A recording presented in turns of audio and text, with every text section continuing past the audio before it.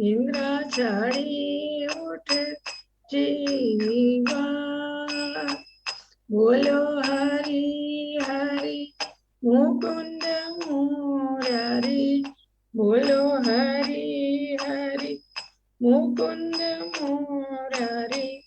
राम कृष्ण हय ग्रीवा। विवावरी शेषा आलोक प्रवेश। इंद्राचली उठ जीवा। नरसिंह वामन श्रीमधुसूदन। ब्रजेंद्र नंदन श्यामा। नरसिंह वामन श्रीमधुसूदन। ब्रजेंद्र नंदन श्यामा। पूतन गातन गढ़वसातन। जय दशरथी रामा। पूतन गातन गढ़वसातन। जय दशरथी रामा। यशोदा दूलाला गोविंद गोपाल। वृंदावन पुरंदर। यशोदा दूलाला गोविंद गोपाल। वृंदावन पुरंदर। गोपी पिया जन राधिका रमन। गोपी प्रिया जन राधिका रमन। भुवन सुंदर वारा। विवावरी शेषा आलोक प्रवेश। इंद्राचली उठ जीवा। रावणांतकर मखन तस्कर। रावणांतकर मखन तस्कर। गोपी जना वस्त्र हारी। रावणांतकर मखन तस्कर। गोपी जना वस्त्र हारी।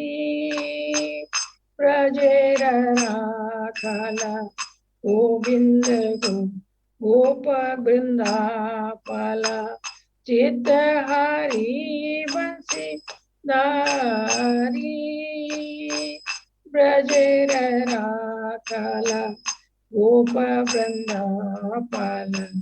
चित्तहारी बंसीधारी। विवावरी शेषा आलोक प्रवेश। निद्राचली उठ जीवा। बोलो हरि हरि मुकुंद मुरारी। राम कृष्ण हय ग्रीवा। योगेंद्र वंदन श्रीनंद नंदन। योगेंद्र वंदन श्रीनंद नंदन। ब्रज जना भय हारी। ब्रज जना भय हारी। नवीन नीरद रूप मनोहर। मोहन बंसी बिहारी। मोहन बंसी बिहारी। यशोदानंदन कंस निशोदन। निकुंज रास बिलासी। यशोदानंदन कंस निशोदन। निकुंज रास बिलासी।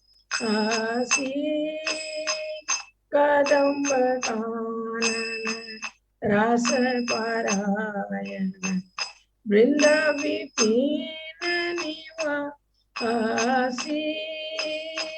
कदम्ब कानन रास पारायण वृंद विपिन निवासी आनंद वर्धन प्रेम निकेतन उलसर योजक काम आनंद वर्धन प्रेम निकेतन उलसर योजक काम गोपगण गण चित्त विनोदन समस्त गुण गण धाम गोपगण गण चित्त विनोदन समस्त गुण गुण धाम यमुना जीवन केली पारायण मानस चंद्रक कोरा यमुना जीवन केली पारायण मानस चंद्रक कोरा नाम सुधारस गाओ कृष्णायस नाम सुधारस गाओ कृष्णायस रखो वचन मन मोरा नाम सुधारस गाओ कृष्णायस रखो वचन मन मोरा विवावरी शेषा आलोक प्रवेशा निंद्रा छाड़ी उठ जीवा बोलो हरि हरि मुकुंद मुरारी राम कृष्ण ग्रीवा विवावरी शेषा आलोक प्रवेशा निंद्रा छाड़ी उठ जीवा। हरे कृष्ण। हे कृष्ण करुणा सिंधु दीन बंधु जगतपते गोपेश गोपिका कांतम राधा कांतम नमस्तुते तप्त कांचन गौरांगी राधे वृंदावनेश्वरी वृषभानुसुते देवी प्रणमामि हरिप्रिये नमः ओम विष्णुपादाय कृष्ण प्रेष्ठाय भूतले श्रीमते भक्ति वेदांत स्वामी नामिने नमस्ते सरस्वती देवी गौरवाणी प्रचारिणे निर्विशेषा शून्यवादी पाश्चात्य सितारणे जय हो श्री कृष्ण चैतन्य प्रभु नित्यानंद श्री अद्वैत गदाधर शिवासादि गौर भक्तवृंद हरे कृष्ण कृष्ण कृष्ण हरे हरे हरे राम राम राम हरे हरे हरे कृष्ण हरे कृष्ण माता जी। बहुत सुंदर। हरे कृष्ण। आपको कोटि कोटि धन्यवाद माता जी। हरे कृष्ण माता जी। अभी संख्या थोड़ी कम है जी तो प्रभु जी अभी टाइम है शुरू करें माता जी। थोड़ा सा 2-3 मिनट टाइम है उसके बाद शुरू करते हैं जी। अभी 3 बजे जी। तब तक अगर आज्ञा हो तो किसी का कोई शंका ले ले, कोई प्रश्न हो ले सकते हैं तो ले सकते हैं जरूर। हरे कृष्णा। माता जी कुंदन प्रभु जी हैं, उनको को होस्ट बना देंगे माता जी, वो रह गए थे। बनाए थे मैंने, बाहर हो गए होंगे शायद।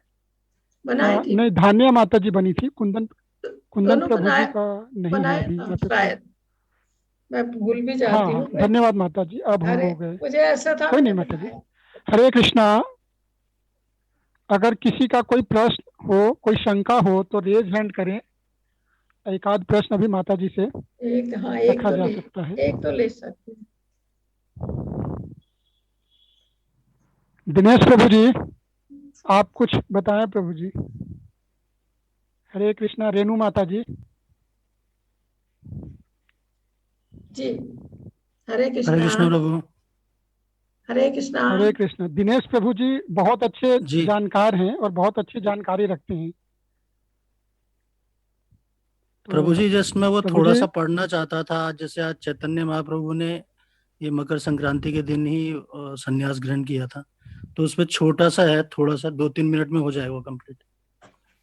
कुछ पढ़ना चाहते हैं आप? अगर ऐसा जी माता जी, माता जी जी माता जी। पढ़ लीजिए ऐसा है तो तो। मैं माता जी से आज्ञा ले लेता हूँ। जी पढ़ जी जी माता लीजिए, जी, आप कुछ चाहें। हाँ, बहुत सुंदर जी। प्रभु जी। जी हरे धन्यवाद कृष्ण, प्रभु। शुरू करें प्रभु। हरे कृष्ण। हरे कृष्ण। श्री चैतन्य महाप्रभु का संन्यास मकर संक्रांति पर विशेष।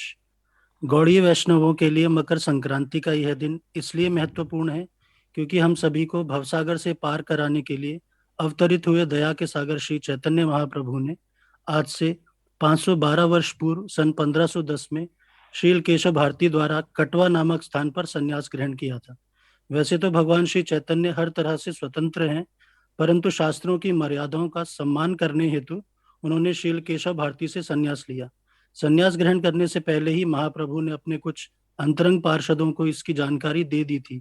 कुछ ही दिनों पहले नदिया के कुछ विरोध करने वाले ब्राह्मणों ने निमाई पंडित को बुरा भला कहा था। निमाई ने सोचा, मैं तो यहाँ पतितों का उद्धार करने आया हूँ, और यदि ये लोग मेरे प्रति इसी तरह अपराध करते रहेंगे तो इनका उद्धार कैसे होगा।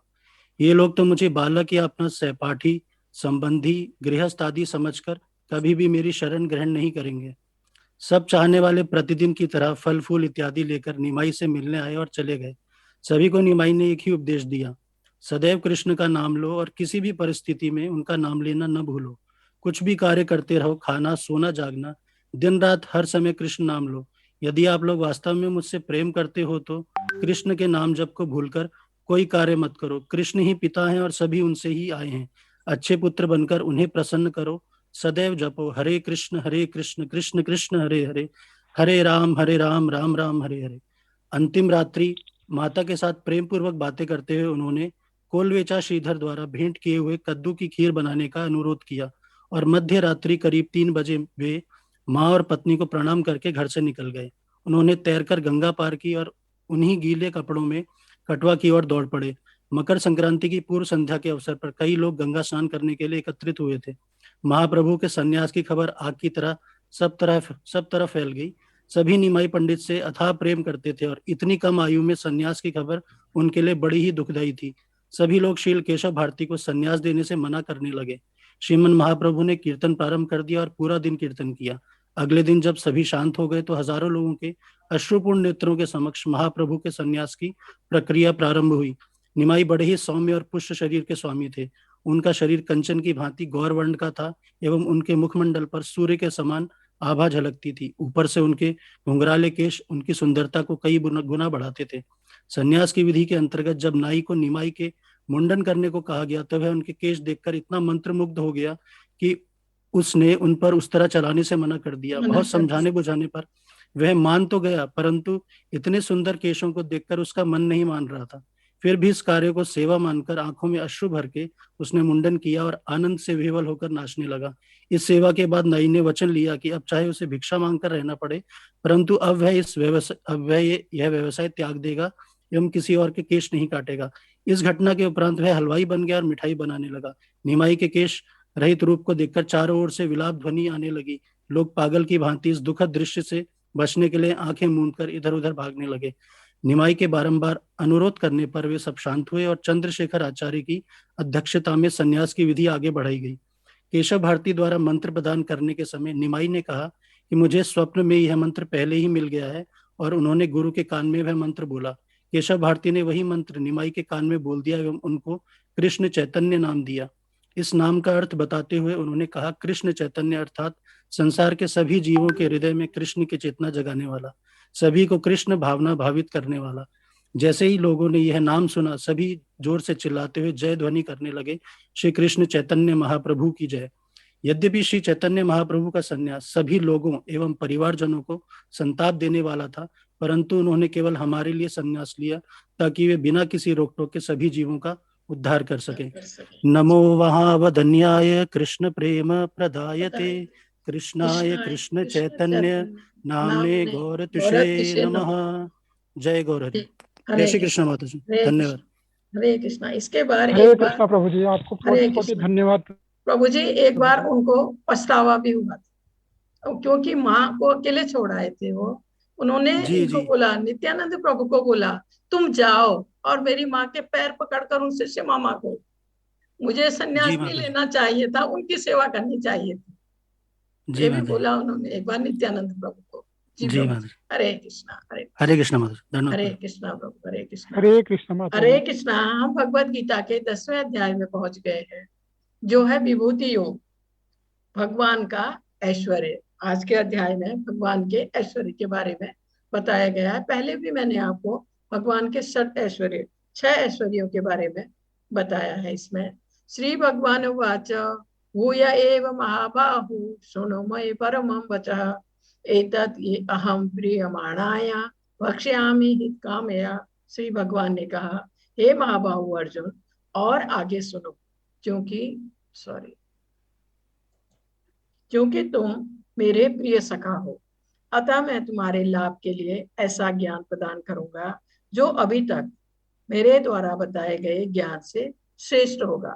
भगवान अर्जुन को पिछले अध्याय में कहा कि मैं गोपनीय ज्ञान तुम्हें बताने जा रहा हूँ, और अब कह रहे हैं कि मैं ऐसा ज्ञान तुम्हें प्रदान करूंगा जो अभी तक बताए गए ज्ञान से श्रेष्ठ होगा। इसमें भगवान कृष्ण ने, और ये भी इस अध्याय में बताया गया है भगवान के ऐश्वर्य के बारे में। ये पूरा अध्याय भगवान के ऐश्वर्य के बारे में है। जब जब भगवान इस धरा पर लीला करने आते हैं, तब अपने 6 ऐश्वर्यों का प्रदर्शन किया था उन्होंने।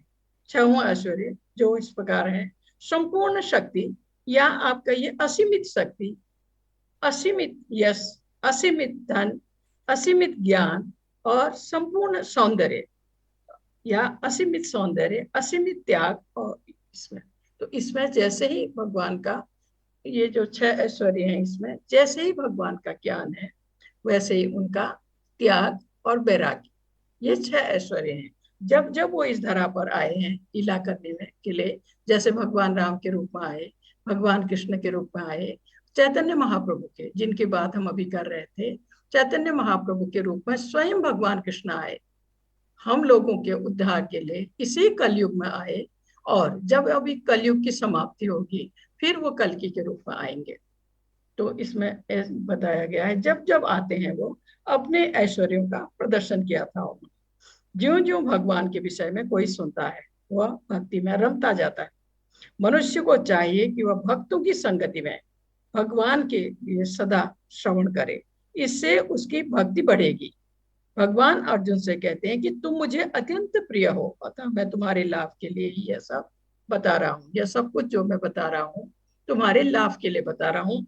यह भगवान अर्जुन को बार बार कहते हैं। इसमें दिया है कि इसके दूसरे श्लोक में, न मे विदु सुरगणा प्रभव न महर्षियः अहमादिर ही देवानां महर्षिणानां च सर्वश। न तो देवतागण मेरी उत्पत्ति या ऐश्वर्य को जानते हैं, ना ही महर्षि जानते हैं, क्योंकि मैं सभी प्रकार से देवताओं और महर्षियों का भी कारण स्वरूप उद्गम हूं, क्योंकि सब सृष्टि की शुरुआत भगवान ने की है।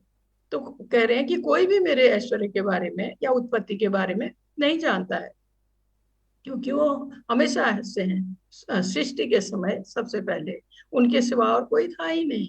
उन्होंने पहले ब्रह्मा जी की उत्पत्ति की, उन्होंने गर्भोदक्षाई विष्णु का रूप लेकर, उसके बाद और सृष्टि आरंभ की। तो इसमें कहा है, जो मुझे, भगवान कह रहे हैं, जो मुझे अजन्मा अनादि समस्त लोगों के स्वामी के रूप में जानता है, मनुष्य में केवल वही मोह रहित और समस्त पापों से मुक्त होता है। जो भगवान के बारे में समझ जाता है, जान जाता है, जिसको ये ज्ञान हो जाता है कि वो अजन्मा है, अनादि, शुरू हमेशा से है, पुराण पुरुष भी कहा गया है भगवान को, अनादिकाल से है, समस्त लोगों के स्वामी है। इस रूप में जो भगवान को जानता है, वही, केवल वही मनुष्य मोह रहित और समस्त पापों से मुक्त हो जाता है। ऐसा भी, और ऐसा कौन जानेगा? इस तरह, इस प्रकार भगवान को कौन जानेगा? भगवान का भक्त। इसलिए कहा गया है कि भगवान का जो भक्त है, वो सारे पापों से मुक्त हो जाता है। जाने अनजाने अगर उससे कोई पाप हुआ है, उन सब से वो मुक्त हो जाता है। इसमें कहा है बड़े बड़े देवताओं तथा ऋषियों ने मानसिक चिंतन द्वारा कृष्ण को समझने का प्रयास किया। चिंतन द्वारा, ध्यान के द्वारा सोच कर भगवान के बारे में, किंतु जान नहीं पाए। श्रीमद् भागवत में कहा गया है कि बड़े से बड़े देवता भी भगवान को नहीं जान पाते। वास्तव में हम सच्चिदानंद श्री कृष्ण को तभी समझ सकते हैं जब हम भगवत गीता तथा श्रीमद् भागवत में उनके वचनों को पढ़े।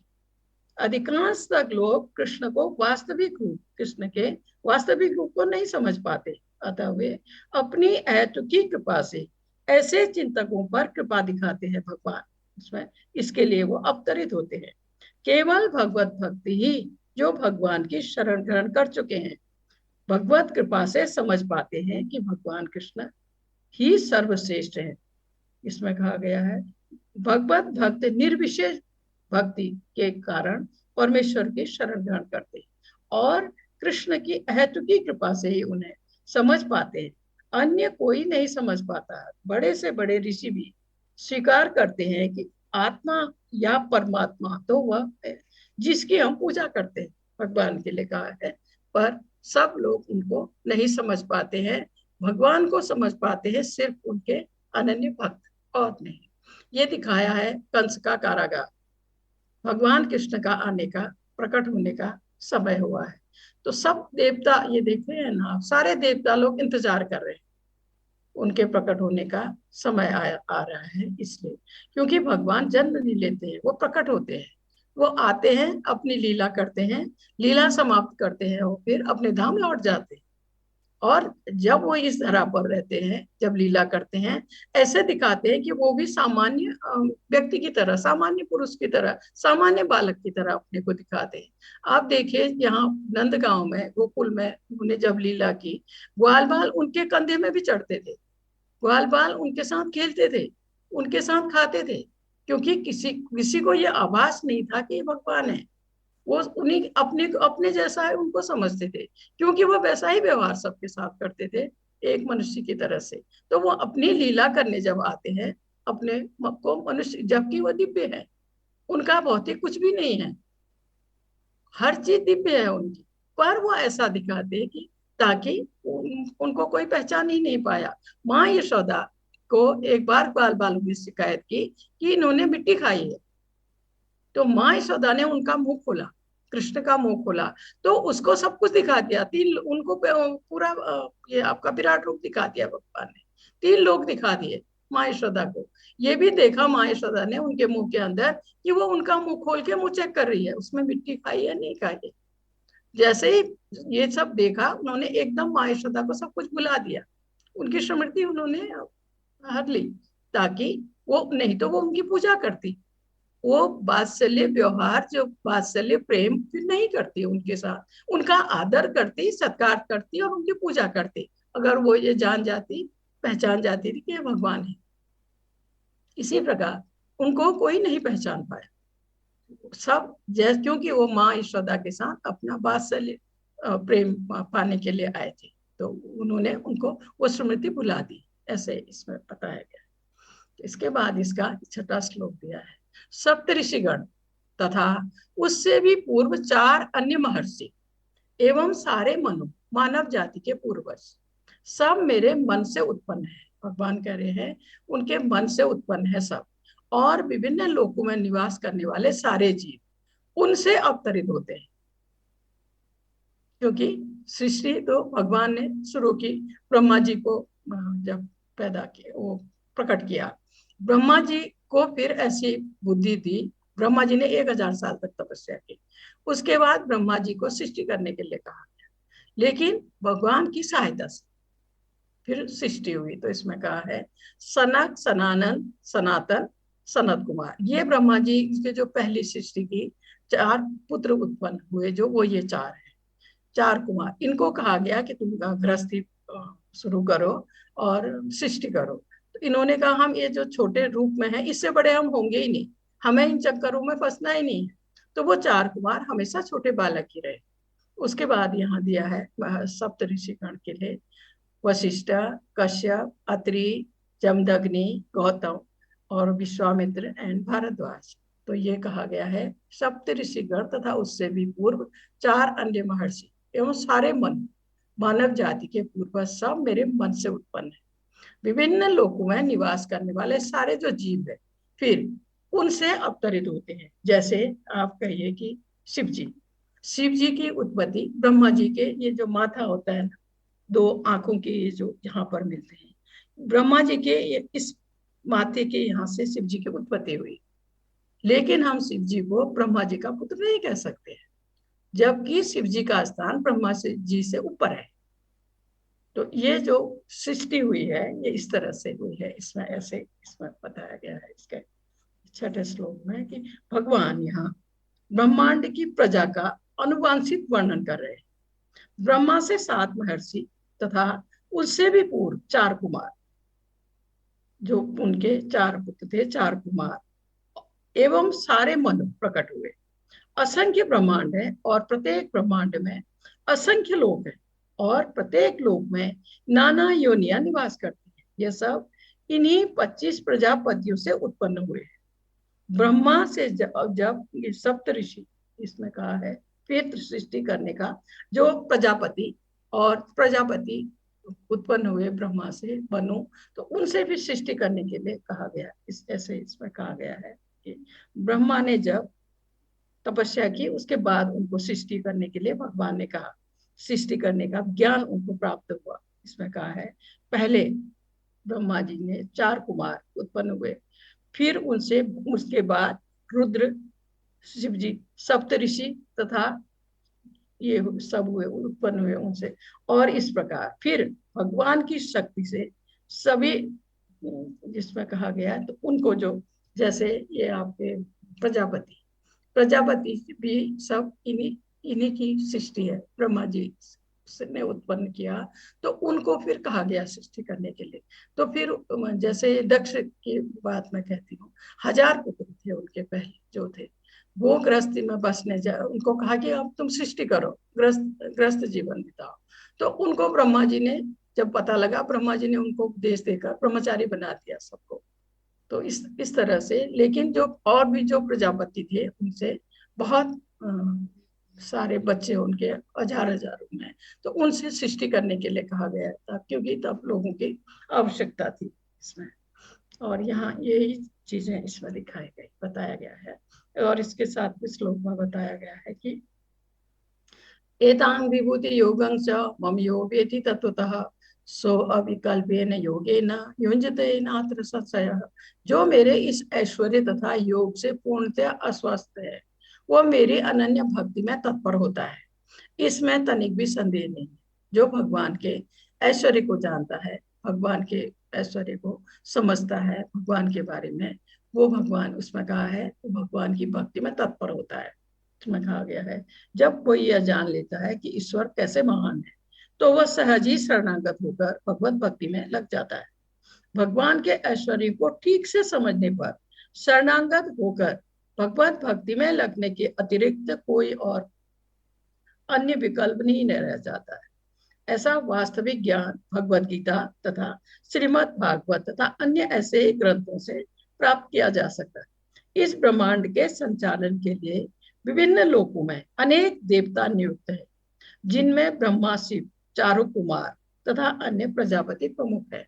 इस ब्रह्मांड की देखरेख के लिए भगवान ने देवताओं को इनको नियुक्त किया है, ताकि ब्रह्मांड की ठीक से देखरेख हो सके। तो ये देवता जो है भगवान के द्वारा नियुक्त किए गए हैं ब्रह्मांड की देखरेख के लिए। यहाँ हम देख रहे हैं भगवान का वैभव। ये जो महल आप सामने देख रहे हैं, भगवान का महल है ये। ऐसे ही एक से 16,108 महल भगवान ने द्वारिका में बनाए थे। 16,108 भव्य महल थे यहाँ पर, विश्वकर्मा के द्वारा बनाए गए थे, क्योंकि ये तो भगवान का घर था, अति सुंदर, बहुत ही अच्छे। 16,108 इसलिए कि भगवान के 16,108 रानियां। अब आपको आश्चर्य होगा ये कैसे हुआ, मैं आपको बताती हूँ। 8 रानियां भगवान की पहली थी, जो वो रुक्मिणी, सत्यभामा, जामवंती, ये तरह से। और एक जो राक्षस था भौमासुर, भौमासुर क्या करता था, हर राज्य से राजा की जितनी भी राजकुमारियां होती थी उनको उठाकर लाके एक महल में बंद कर देता था भौमासुर। और वो इतना शक्तिशाली था कि वो राजा जिसकी वो राजकुमारियों को उठा के ला रहा है, वो उसके लिए कुछ नहीं कर सकते थे, वो उसका कुछ नहीं बिगाड़ सकते थे। इसी प्रकार उसने 16,100 राजकुमारियों को एक महल में कैद कर दिया था भौमासुर ने। जब ये बात भगवान को पता लगी, तब वो द्वारिका में थे, पता लगी तो वो गए, सत्यभामा के साथ गए और वहां जाकर उन्होंने उस राक्षस का वध किया भगवान ने, और 16,100 राजकुमारियों को आजाद किया भगवान ने। और उन राजकुमारियों को कहा, अब सब अपने अपने राज्य का पता दो, मुझे एड्रेस दो, ताकि मैं तुम सबको जो जिस राज्य की है उस राज्य में भिजवाने का बंदोबस्त करता हूँ। सब मुझे अपने अपने राज्य का पता दो, उन राजकुमारियों को बोला। तो राजकुमारियों ने बोला कि ये भौमासुर हमको उठाकर लाया है, हम बदनाम हो गई हैं, अब हम अपने राज्य में वापस नहीं जा सकते हैं, हम सबको आपसे शादी करनी है। भगवान को बोला 16,100 राजकुमारियों ने, हम सबको आपसे शादी करनी है, हम अब अपने राज्य में वापस नहीं जा सकते हैं। तब भगवान ने क्या किया, अपना विस्तार किया। 16,100 रूप में भगवान ने अपना विस्तार किया। हर राजकुमारी के साथ भगवान खड़े थे। 16,100 रूप में भगवान ने अपना विस्तार किया और एक एक राजकुमारी से शादी की। और तब 16,100 राजकुमारियों को लेकर वो द्वारिका आए और यहाँ उन्होंने 16,108 भव्य महल बनाए। हर महल में उनकी हर पत्नी के लिए एक महल था। और एक बार जैसे ये नारद जी यहाँ आए द्वारिका में, तो उन्होंने सोचा कि 16,108 महल है, तो मुझे भगवान कहाँ मिलेंगे। तो नारद जी ने एक एक महल में जाकर देखना चाहा। पहले रुक्मिणी के महल में गए, भगवान रुक्मिणी के साथ थे। सत्यभामा के महल में गए, भगवान वहां थे। जामवंती के महल में गए, भगवान वहां थे। फिर और जिस महल में नारद जी गए तो भगवान कृष्ण वहां थे। कहने का मतलब है 16,108 रानियों के साथ, हर पत्नी के साथ भगवान हर समय थे। ऐसा सिर्फ भगवान कर सकते हैं। इस भौतिक उसमें देखते हैं आप, भौतिक जगत में अगर एक आदमी 2 विवाह करता है तो वो एक ही पत्नी के साथ न्याय कर पाता है, दूसरी के साथ नहीं। तो 16,108 पत्नियों के साथ भगवान हर क्षण अपनी हर पत्नी के साथ, ऐसा इसमें ये वर्णन है। क्या लिखा हुआ, इसके बाद इसका 8वां श्लोक आता है। अहं सर्वस्य प्रभवो मतः सर्वं प्रवर्तते इति मत्वा भजन्ते मां बुधा भाव समन्विता। मैं समस्त आध्यात्मिक तथा भौतिक जगतों का कारण हूँ। भगवान कह रहे हैं मैं समस्त आध्यात्मिक तथा भौतिक जगतों का कारण हूँ। प्रत्येक वस्तु मुझसे ही उद्भूत है। जो बुद्धिमान या बलिवान जानते हैं वे मेरी प्रेमा भक्ति में लगते हैं तथा हृदय से पूरी तरह मेरी पूजा में तत्पर होते हैं। वो कह रहे हैं कि जो ये जानता है, समझता है कि भौतिक तथा आध्यात्मिक जगतों के मूल श्री कृष्ण है, इस ज्ञान को प्राप्त कर लेने पर वह भगवत भक्ति में स्थिर हो जाता है और वह व्यर्थ की टीकाओं से या मूर्खों के द्वारा कभी पथभ्रष्ट नहीं होता है। वेदों का कथन है कि देव की पुत्र कृष्ण ही भगवान है। सृष्टि के प्रारंभ में केवल भगवान नारायण थे और कोई नहीं था। न ब्रह्मा थे, न शिव थे, न अग्नि थी, न चंद्रमा, न नक्षत्र, न ही सूर्य था। भगवान नारायण से ब्रह्मा उत्पन्न हुए, फिर ब्रह्मा से शिव उत्पन्न हुए। भगवान कृष्ण समस्त उत्पत्तियों के स्रोत हैं। सारी वस्तुएं भगवान के अधीन है, भगवान किसी के अधीन नहीं है। ये मैं आपको बार बार बताती हूँ कि भगवान से पहले कोई नहीं था, यहाँ तक कि सूर्य चंद्र भी नहीं थे, सिर्फ भगवान थे। तो उन्होंने फिर ये सृष्टि प्रारंभ की। उसके बाद इसका 9वां श्लोक दिया है।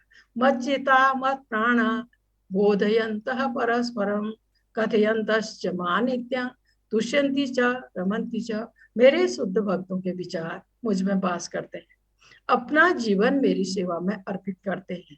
वे एक दूसरे को ज्ञान प्रदान करते तथा मेरे विषय में बातें करते हुए परम संतोष तथा आनंद का अनुभव करते हैं। इसमें ऐसे बताया गया है शुद्ध भक्त, कृष्ण भावना भावित भक्त यहाँ दिखाया है। जैसे प्रभुपाद जी भगवान के अनन्य भक्त, परम भक्त भगवान के, जो ऐसे भक्त हैं, भगवान कह रहे हैं, वो भगवान में वास करते हैं, मुझ में वास करते हैं, अपना जीवन मेरी सेवा में अर्पित करते हैं।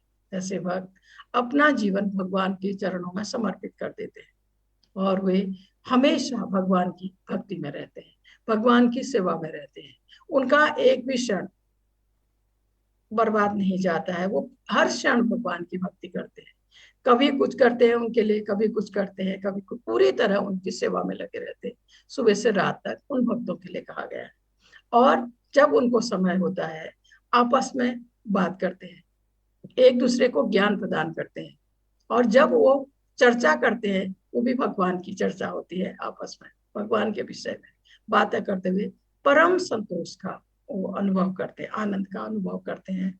ऐसे भक्त जो पूरी तरह कृष्ण भावना भावित है, भगवान के परम भक्त हैं, उनके बारे में कहा गया है। भगवान की सेवा में लगे रहते हैं हमेशा, वो ऐसे भक्तों के लिए ये कहा गया है। और आनंद का अनुभव करते हैं। प्रारंभ में भक्त भगवान की सेवा करके दिव्य आनंद उठाता है। विभिन्न लोकों में असंख्य जीव विचरण करते हैं, पर कुछ ही भाग्यशाली होते हैं जिनकी शुद्ध भक्तों से भेंट हो जाती है या मुलाकात हो जाती है और उन्हें भक्ति समझने का अवसर प्राप्त हो जाता है। यह भक्ति बीज के समान है। जीव हरे कृष्ण मंत्र का श्रवण तथा कीर्तन करता रहे तो यह बीज अंकुरित होता है। व्यक्ति कृष्ण भक्ति में आगे बढ़ता जाता है अगर हम हरे कृष्ण महामंत्र का जप करते रहते हैं। तो जो मन में बीज है वो अंकुरित होता है। कहने का मतलब है हम भक्ति के मार्ग में और आगे बढ़ते हैं, आगे बढ़ने की कोशिश करते हैं, ऐसा कहा गया। इसके बाद इसका 10वां श्लोक में है, तेषां सतत युक्तानां भजतां प्रीतिपूर्वकं ददामि बुद्धि योगं तं येन माप्नुयान्ति ते। जो प्रेम पूर्वक मेरी सेवा करने में निरंतर लगे रहते हैं उन्हें मैं ज्ञान प्रदान करता हूँ, जिसके द्वारा वो मुझ तक आ सके। जो भगवान की भक्ति कर रहा है, कोशिश कर रहा है भगवान की अनन्य भक्त बनने का, तो भगवान कह रहे हैं ऐसे भक्त को मैं ज्ञान प्रदान करता हूँ, जिसके द्वारा वो भगवत धाम जा सके, जिसके द्वारा उसे भगवत भक्ति प्राप्त हो सके। ऐसा ज्ञान भगवान उस भक्त को देते हैं। भगवान कह रहे हैं मैं उसको ऐसा ज्ञान प्रदान करता हूँ। इसमें बताया गया है कि बुद्धि योग की शिक्षा दे रहे हैं अर्जुन को भगवान। बुद्धि योग कृष्ण भावना में कहकर उसमें रहकर कार्य करने को कहते हैं। यही उत्तम बुद्धि है। बुद्धि का अर्थ है बुद्धि और योग का अर्थ है योगिक उन्नति। बुद्धि योग वो विधि है जिससे मनुष्य भाव बंधन से छूटना चाहता है। उन्नति करने का चरम लक्ष्य कृष्ण प्राप्ति है। कृष्ण भावना मृत को बुद्धि योग भी कहते हैं। उसके लिए ऐसे समझाया है कि भगवान की भक्ति, क्योंकि उत्तम बुद्धि जैसे भगवान कह रहे हैं ना कि उसको भगवान ऐसा ज्ञान प्रदान करते हैं कि वो इस मार्ग में आगे बढ़ के भगवान तक पहुंच सके, मतलब वो भगवत धाम जा सके, इसमें कहा है। और योगिक उन्नति बुद्धि योग विधि है जिससे मनुष्य भाव बंधन से छूट सकता है। जो भी भक्त भगवान की भक्ति में तत्पर है, भगवान की भक्ति कर रहा है, हरे कृष्ण महामंत्र का जप कर रहा है, भगवत गीता भागवतम पढ़ रहा है या सुन रहा है, तो वो भक्त जो भगवान की सेवा कर रहा है वो अवश्य ही इस भवबंधन से छूट जाएगा, वो अंत में भगवत धाम जाएगा। भगवान कह रहे हैं ऐसे भक्त को वो ऐसा ज्ञान प्रदान करते हैं जिससे वो भगवत धाम जा सके। भगवान तक पहुंचने का मतलब है भगवत धाम जा सके उसके लिए। यहाँ ध्रुव को दिखाया गया है। ध्रुव 5 साल का बच्चा है। ध्रुव राजा उत्तानपाद का पुत्र है। ध्रुव इसके राजा उत्तानपाद की 2 पत्नियां थी, सुनीति और सुरुचि। एक बेटा सुनीति का था, एक उसका सुनीति का। तो ये है ध्रुव, दूसरा है उत्तम। उत्तम एक दिन राजा की गोद में बैठा हुआ था, तो ध्रुव ने भी बैठना चाहा, तो सौतेली माँ ने उसको वहां से भगा दिया। तुझे अगर राजा की गोद में बैठना है तो मेरी कोख से जन्म लेना होगा। 5 साल का छोटा सा बच्चा ये सब कुछ नहीं समझता। वो रोता हुआ अपनी माँ के पास गया, तो माँ ने उसको समझाने के लिए बोला कि तुमको राजा से बड़ी गोद और इससे बड़ा राज्य मिल सकता है। तो ध्रुव ने कहा ये मुझे कौन देगा? तो माँ ने बोला भगवान देंगे। तो उसने कहा मुझे भगवान कहाँ मिलेंगे? तो माँ ने सहजता से ऐसे ही बोल दिया कि वो जंगल में मिलेंगे। 5 साल का बच्चा भगवान को ढूंढने जंगल में चला गया। वहां इसकी मुलाकात नारद जी से हुई। नारद जी ने भी बहुत समझाया कि तुम अभी बहुत छोटे हो, तुम वापिस जाओ, लेकिन वो नहीं माना। तो नारद जी ने उनको कहा कि एक जगह बैठकर तुम भगवान भगवान का नाम जपो। तो ये तपस्या की ध्रुव महाराज ने 6 महीना। 6 महीने में भगवान ने उनको दर्शन दिए, ध्रुव को। और ध्रुव को बहुत, ये जो आपका सालों तक, 1000 साल तक उन्होंने राज्य किया, सब कुछ दिया भगवान ने ध्रुव को, राज्य किया। उसके बाद भगवान ने ध्रुव को ध्रुव लोक दिया। वो बाद में अपनी माँ के साथ ध्रुव लोक में गए, ध्रुव महाराज। इसके बाद इसका 11वां श्लोक है। तेषामेवानुकंपार्थ महम ज्ञान जनम तमः नास्यात्मा भावस्तो ज्ञान दीपेन भास्वतः। मैं उन पर विशेष कृपा करने हेतु उनके हृदय में वास करते हुए ज्ञान के प्रकाशमान दीपक के द्वारा अज्ञान जन अंधकार को दूर करता हूं। भगवान कह रहे हैं, अभी बताया, जो उनके भक्त हैं, जो उनकी भक्ति में आगे बढ़ रहे हैं, भगवान उनको ज्ञान देते हैं ताकि वो भगवान तक पहुंच सके, ताकि वो भगवत धाम जा सके। अब भगवान कह रहे हैं, मैं उन पर विशेष कृपा के हेतु, ऐसे भक्तों पर अपनी विशेष कृपा करने के हेतु उनके हृदय में वास करते थे, क्योंकि भगवान तो प्रत्येक के हृदय में है, प्रत्येक प्राणी मात्र के हृदय में है, परमात्मा रूप में है। तो कह रहे हैं कि हृदयों में वास करते हुए ज्ञान के प्रकाशमान दीपक के द्वारा अज्ञान जन अंधकार को दूर करता हूँ। ज्ञान के प्रकाश से उस अंधकार को मैं दूर करता हूँ। उसने कहा है, जो लोग शुद्ध भक्ति में रहते हैं, भले ही वे पर्याप्त शिक्षित न हो तथा वैदिक नियमों से अवगत न हो, भले ही वो ज्यादा पढ़े लिखे ना हो और उनको वैदिक जो नियम है उनका पता ना हो, अगर वो समर्पित होकर भगवान की भक्ति कर रहे हैं, तो भगवान उनके मन के अंदर ये जो अज्ञान का अंधकार है उसको दूर कर देते हैं, ज्ञान रूपी दीपक को जला देते हैं।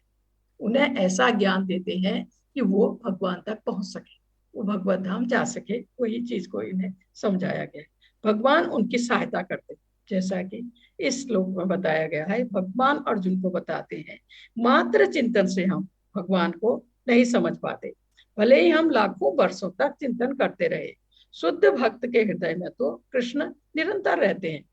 भगवान की उपस्थिति सूर्य के समान है, जिसके द्वारा अज्ञान का अंधकार तुरंत दूर हो जाता है। ज्ञान रूपी दीपक जला देते हैं भगवान भक्त के हृदय में, ताकि वो भक्ति के मार्ग में और आगे बढ़ सके और अंत में भगवत धाम पहुंच सके, उसके लिए। और यहाँ ये स्टोरी तो मैं आपको सुना चुकी हूँ, सुखदेव गोस्वामी और परीक्षित महाराज। तो ये ज्ञानी लोग हैं, इसलिए ये दिखाया गया है यहाँ। ये है आपके भगवान कपिल और देवहूति।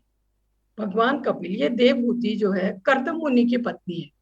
कर्दम ऋषि है, महान ऋषि है, बहुत ही शक्ति है उनमें, कुछ भी कर सकते हैं। कर्दम मुनि हमेशा भगवान की तपस्या में, भगवान की सेवा में। देवहूति है मनु की पुत्री, राजकुमारी है, लेकिन इनके पिता ने कर्दम मुनि से इस राजकुमारी का विवाह कर दिया। ये सीधा महल से आश्रम में आ गई देवहूति, और चुपचाप अपने पति की सेवा करती रही। बहुत समय के बाद इसने कर्दम मुनि से कहा, मुझे एक संतान दे दो, देवहूति ने। तो कर्दम मुनि ने क्या किया, एक बहुत बड़ा हवाई महल खड़ा कर दिया, बहुत बड़ा। आप सोचो, कई प्लेनों को जोड़ के इतना बड़ा जो महल बन पाएगा, हवाई महल खड़ा कर दिया। और 1000 दासियां इसके लिए खड़ी कर दी, देवहूति की सेवा के लिए।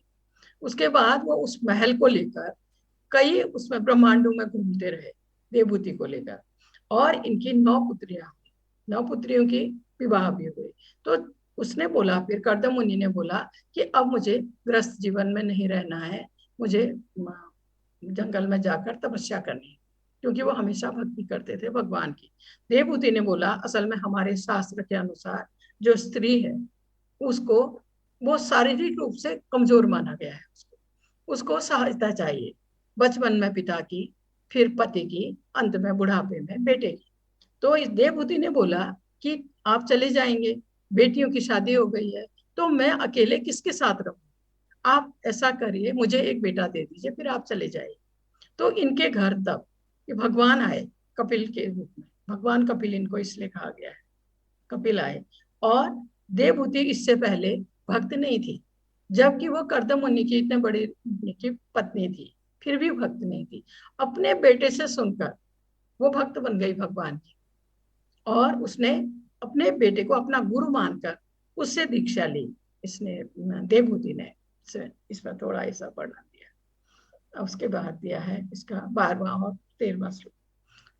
अर्जुनोवाच परम ब्रह्म परम धाम पवित्रम परमं भवान पुरुषम शाश्वतम दिव्यम आदिदेवम जम विभुम आहुसत्वा मृषया सर्वे देवर्षि नारदस्तथा असितो देवलो व्यास स्वयं च प्रविशि में। अर्जुन ने कहा, अब आपको मैं बता रही हूँ यहाँ पर 10वें अध्याय के 12वें और 13वें श्लोक में। अब अर्जुन को ज्ञात हुआ कि जिन्हें मैं अपना सखा या मित्र समझ रहा हूँ वो तो साक्षात भगवान है। अब अर्जुन ने भगवान को पहचाना, इसलिए कह रहा है। अर्जुन ने कहा, आप परम भगवान, परम धाम, परम पवित्र, परम सत्य है। आप नित्य दिव्य आदि पुरुष अजन्मा तथा महानतम है। नारद, असित, देवल तथा व्यास जैसे ऋषि आपके इस सत्य की पुष्टि करते हैं, और अब आप स्वयं भी मुझसे कह रहे हैं। अभी तक अर्जुन उनको नहीं पहचान पाया था। वो उन्हें अपना मित्र, अपना सखा, अपना संबंधी, क्योंकि भगवान कृष्ण की बहन सुभद्रा अर्जुन की पत्नी थी, तो अभी तक वो अपना संबंधी, अपना सखा, अपना मित्र ही समझ रहा था भगवान को। अब उसको अब जान पाया है कि ये तो साक्षात भगवान है, तो इसलिए कह रहा है आप परम भगवान, परम धाम, परम पवित्र, परम सत्य है। और कह रहा है कि जो मैं ये कह रहा हूँ इसकी पुष्टि करते हैं नारद, असित, देवल, व्यास जैसे ऋषि, इस सत्य की पुष्टि करते हैं, और अब आप स्वयं भी मुझसे कह रहे हैं। अब अर्जुन ने जाना, इसने कहा है, जब स्वयं उसकी अर्जुन की सब शंकाएं दूर हो गई, उसने कृष्ण को भगवान स्वीकार कर लिया। उसने तुरंत उद्घोष किया कि आप परब्रह्म हैं। यहाँ अर्जुन जो भी कहता है उसकी पुष्टि वैदिक सत्य द्वारा होती है। वैदिक आदेश इसकी पुष्टि करते हैं कि जो कोई परमेश्वर की भक्ति करते हैं वही उन्हें समझ सकता है, अन्य कोई नहीं। कृष्ण का निरंतर चिंतन श्रवण है। जो व्यक्ति, इसमें कहा है कि नव दीक्षित है, जो भी भक्त, वेदों में भगवान को परम पवित्र माना गया है। व्यक्ति कृष्ण को परम पवित्र मानता है, वह समस्त पाप कर्मों से मुक्त हो जाता है। यदि हम भगवत गीता को समझना चाहते हैं तो हमें इन दोनों श्लोकों के कथनों को समझना होगा, स्वीकार करना होगा। गुरु परंपरा प्रणाली के बिना भगवत गीता को नहीं समझा जा सकता। जैसे ये समझिए आप कि भगवत गीता का सार इन 2 श्लोकों में दिया गया है। हम भगवत गीता में क्या समझाया गया है कि भगवान की भक्ति करें, तो ही हम इस भवबंधन से निकल सकते हैं। और भगवान परम धाम, परम पवित्र, परम सत्य है, उनसे बढ़कर कोई नहीं है, ना ही कोई उनके बराबर है।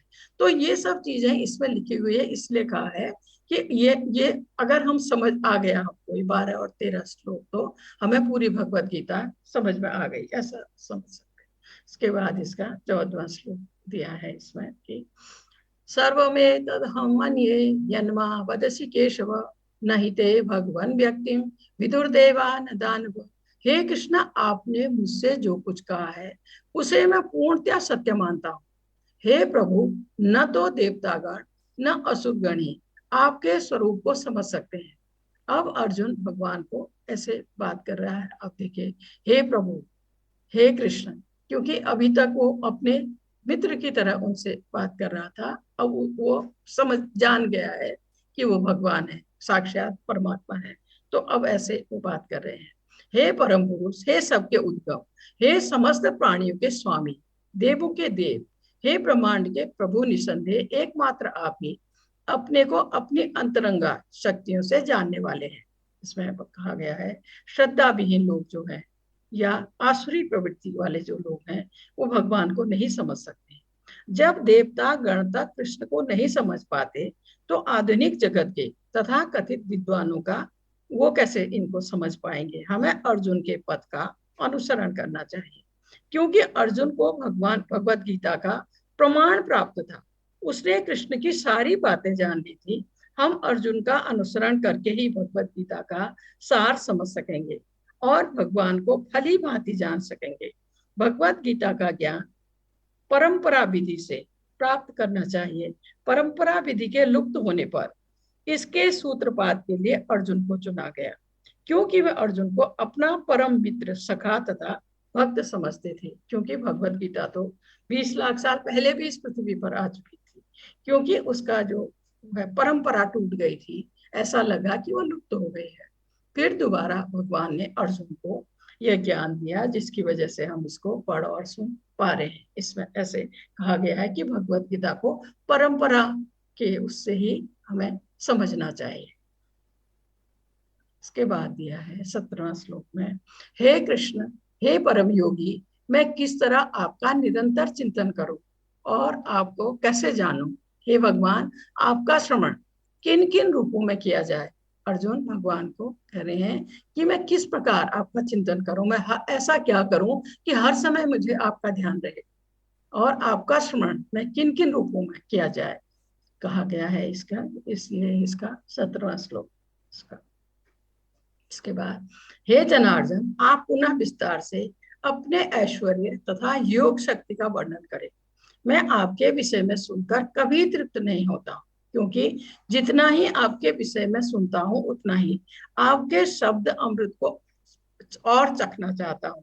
क्योंकि जो भी भक्त है भगवान का, वो हमेशा भगवान के बारे में और जानना चाहता है, और उसको वो जिज्ञासा रहती है और भगवान के बारे में और सुनने की। वही चीज यहाँ अर्जुन भी कह रहा है। भक्त भगवान के बारे में बार बार सुनना चाहता है, बार बार जानना चाहता है। वो कभी भी भगवान की महिमा को सुनते हुए उसका मन नहीं भरता है, उस अमृत को वो और चखना चाहता है। वही यहाँ अर्जुन भी कह रहे हैं कि मैं उतना, जितना मैं आपके बारे में सुनता हूँ, उतना ही आपके शब्द अमृत को और चखना चाहता हूँ, कि आप बार बार अपने बारे में बताएं, मैं उसको जानना चाहता हूँ। और उसके बाद जब अर्जुन ने ऐसे भगवान को पूछा, तो भगवान ने अपनी थोड़ी सी विभूतियों के बारे में यहाँ बताया है। भगवान ने कहा, हाँ, मैं तुम्हें मेरी शानदार अभिव्यक्तियों के बारे में बताऊंगा, लेकिन इसमें कहा है कि वो असीम है। असीम है भगवान की विभूतियों का, भगवान की शक्तियों का अंत ही नहीं है। लेकिन एक समझाने के लिए, एक तरीके से थोड़ा सा हमें समझाने के लिए, जैसे बताया गया कि आदित्याद है तो मैं विष्णु, सितारे हैं तो मैं चांद, वेदों में शामवेद, ऐसा हम ऐसे समझ सके कि जो सबसे उत्तम है, जो सबसे श्रेष्ठ है, वो भगवान का रूप है। ऐसा हम समझे हमारे समझने के लिए। ना ही वो विष्णु है, ना चांद है, ना शामवेद है, लेकिन हम समझ सके कि जो सबसे श्रेष्ठ है, सबसे उत्तम है, उसको हम भगवान समझ सकते हैं। इसके लिए समझाया, आदित्य है तो मैं उनमें विष्णु, और सितारे हैं तो मैं चांद हूँ, वेद हूं मैं शामवेद, शामवेद को सबसे खास माना गया है। देवताओं में इंद्र, इंद्र क्यों? क्योंकि वो स्वर्ग का राजा है। इंद्रियों में मन, जीवित प्राणी में जीवन शक्ति, जो सबसे श्रेष्ठ है। रुद्र में शिव, यक्ष और राक्षस में कुबेर, पुरोहितों में बृहस्पति, जो जनरल वो है उनमें स्कंद, जलाशय में सागर, साधु में भृगु, ध्वनि कंपन में ओम, पवित्र नाम का जप जो है उसमें त्याग, अचल चीजों में हिमालय। अब भगवान हिमालय नहीं है, ना ही वो ओम है, लेकिन हम ये समझ पाए कि जो सबसे उत्तम है वो भगवान है। अचल चीजों में है हिमालय है, और पेड़ जो है उसमें अश्वत्थ, ये पीपल का पेड़ होता है, अश्वत्थ वृक्ष, और देवताओं के ऋषि जो है उनमें नारद, डेमिगॉड्स के जो गायक है उसमें चित्ररथ है। ये हमें एक आसान तरीके से हम समझ सके कि भगवान की, ये भगवान की विभूतियां हैं। उसमें जैसे पुरुषों में सम्राट है, हथियारों में हथियार और शस्त्र में वज्र, गायों में सुरभि, सुरभि गाय सबसे उत्तम है ये, और संतति उत्पत्ति के कारणों में मैं कामदेव, सांप में बासुकी, बासुकी सांप को सबसे अच्छा माना गया है। जब समुद्र मंथन हुआ था, जो पहाड़ के लिए, पहाड़ को डाला गया था उसमें समुद्र में, तो उसको मथने के लिए, घुमाने के लिए होता है ना, मथनी कहते हैं जिसको, उसके लिए जिसका प्रयोग किया गया था वो बासुकी सांप था। एक तरफ देवताओं ने पकड़ा था, एक तरफ उन्होंने, असुरों ने। तो नागों में अनंत, जलचरों में वरुणा, और पूर्वजों में आर्यमा, कानून के जो डिस्पेंसर है उसमें यमराज, दैत्य दानव में प्रहलाद, और बस में करना जो वो है उसमें के लिए में समय, जानवरों में सिंह, पक्षियों में गरुड़, शोधक में हवा, जो शुद्ध करने वाली होती है हवा है, मछलियों का जो वर्ग है उसमें शार्क सबसे बड़ी मछली है, बहती नदियों में गंगा, रचना में शुरुआत अंत और मध्य भी, और विज्ञान आध्यात्मिक विज्ञान। तो ये चीजें ऐसे समझाई गई हैं भगवान की विभूतियां, जिससे हम ये समझे कि जो सबसे अच्छा है, सबसे उत्तम है, वो भगवान की विभूति है या भगवान का रूप है। ये समझने के लिए ऐसे थोड़ा हमने ये समझने के लिए ऐसे डाल दिया था इसमें के लिए। और इसके बाद दिया है इसका 39 और 40 श्लोक का अर्थ दिया है इसमें। यही नहीं, भगवान कह रहे हैं अर्जुन को, यही नहीं हे अर्जुन, मैं समस्त सृष्टि का जनक बीज हूं। भगवान ने ही पूरी सृष्टि की है। ऐसा चर और अचर कोई भी प्राणी नहीं है जो मेरे बिना रह सके। भगवान कह रहे हैं ऐसा चर और अचर कोई प्राणी नहीं है जो भगवान के बिना रह सके। इसमें कहा है इस समस्त सृष्टि का कारण कृष्ण है या बीज कृष्ण है। कृष्ण की शक्ति के बिना कुछ भी नहीं रह सकता, इसलिए कृष्ण को सर्वशक्तिमान कहा जाता है। उनकी शक्तियों के बिना चर तथा अचर किसी भी जीव का अस्तित्व नहीं रह सकता, जो कि कृष्ण की शक्ति पर आधारित नहीं है। चर कहते हैं चलायमान, जो चल सकते हैं, अचर जैसे पेड़ पहाड़, ये जो चल नहीं सकते हैं। तो कहा है कि सब उनकी शक्तियों पर आधारित है, ऐसा कहा है। हे परम तप, मेरी दैवी विभूतियों का अंत नहीं है। भगवान कह रहे हैं जो मेरी विभूतियां हैं, दैवी विभूतियां हैं, उनका कोई अंत नहीं है, असीमित है। मैंने तुमसे जो कुछ कहा वह तो मेरी अनंत विभूतियों का संकेत मात्र है। बहुत थोड़ा सा जो मैंने तुमको बताया, उनकी विभूतियों का कोई अंत ही नहीं है। जैसे वैदिक साहित्य में कहा गया है, परमेश्वर की शक्तियां तथा विभूतियां अनेक प्रकार से जानी जाती हैं, किंतु इन विभूतियों का कोई अंत नहीं है। इसलिए समस्त विभूतियों तथा शक्तियों में यहाँ भगवान द्वारा अर्जुन की जिज्ञासा शांत करने के लिए केवल थोड़े से उदाहरण प्रस्तुत किए गए, अर्जुन की जिज्ञासा को शांत करने के लिए। ये भगवान का धाम गोलोक वृंदावन, और ये क्षीर सागर है। क्षीर सागर में भगवान यहाँ लेटे हुए हैं। इसके बाद दिया है इसका 41वां श्लोक, यद्विभूतिमत्सत्त्वं श्रीमदर्जितमेव वा तद्देवात् गच्छत्वं मम तेजो असंभवः। तुम जान लो कि सारा ऐश्वर्य, सौंदर्य तथा तेजस्वी सृष्टियां मेरे तेज के एक स्फुलिंग मात्र से उद्भूत है। सारे ऐश्वर्य जो है, सौंदर्य और सारी तेजस्वी सृष्टियां भगवान के एक स्फुलिंग मात्र से उद्भूत है, ऐसा कहा है।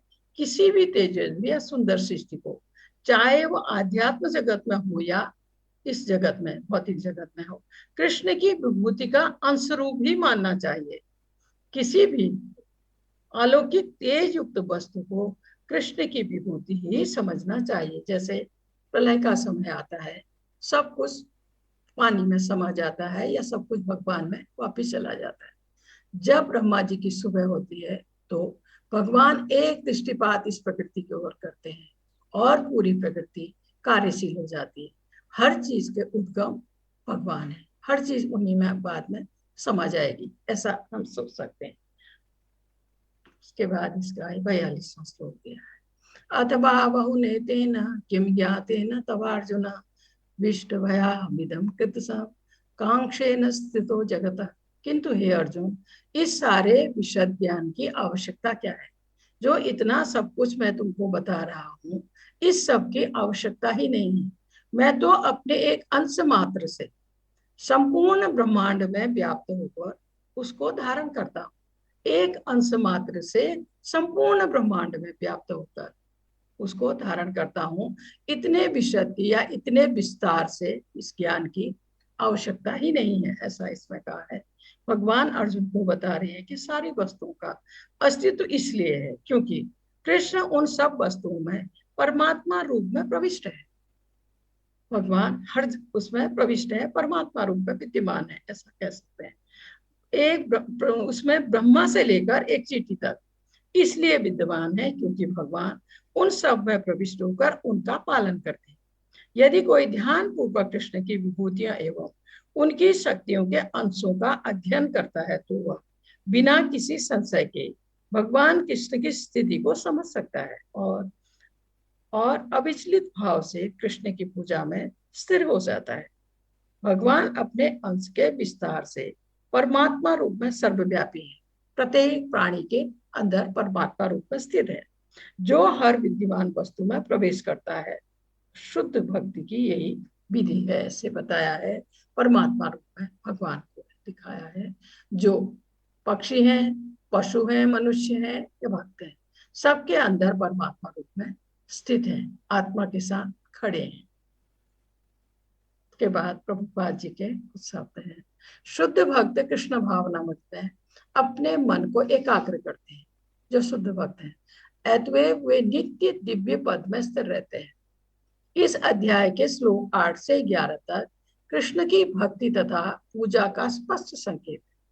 शुद्ध भक्ति की यही विधि है। इस अध्याय में इसकी भली भांति व्याख्या की गई है कि मनुष्य भगवान के शुद्ध भक्तों की संगति में किस प्रकार चरम भक्ति सिद्धि प्राप्त करता है। भगवान कृष्ण के तेज से शक्तिशाली सूर्य को भी अपनी शक्ति मिलती है। कृष्ण के आंशिक विस्तार से पूरी दुनिया कायम है, इसलिए भगवान कृष्ण पूजनीय है। हरे कृष्ण।